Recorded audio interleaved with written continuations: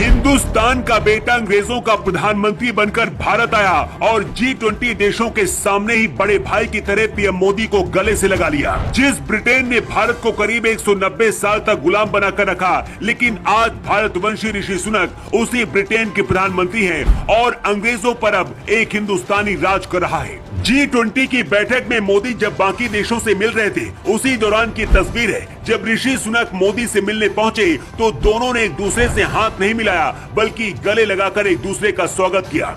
इस तस्वीर को देखकर ऐसा लग रहा है जैसे दो बड़े भाई आपस में मिल रहे हैं। जिस तरह से योगी आदित्यनाथ सनातन को मानते हैं और खुद को कट्टर हिंदू बताते हैं, उसी तरह से ब्रिटेन के प्रधानमंत्री ऋषि सुनक भी कहते हैं कि मुझे हिंदू होने पर गर्व है। सुनक पहली बार भारत आए हैं, लेकिन उनके दादा इसी भारत में पैदा हुए थे और सुनक की रगों में भी हिंदुस्तान का डीएनए है।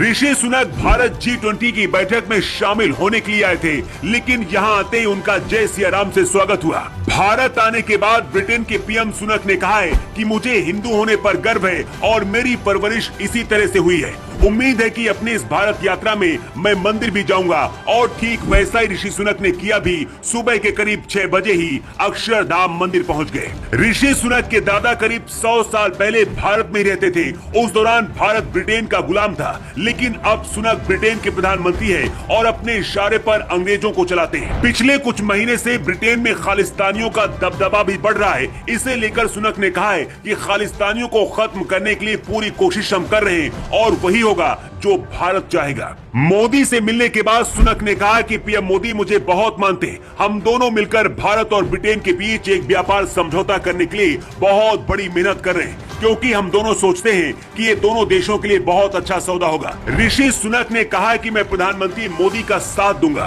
दावा तो ये भी किया जा रहा था कि ऋषि सुनक यूपी के सीएम योगी आदित्यनाथ से भी मुलाकात करेंगे।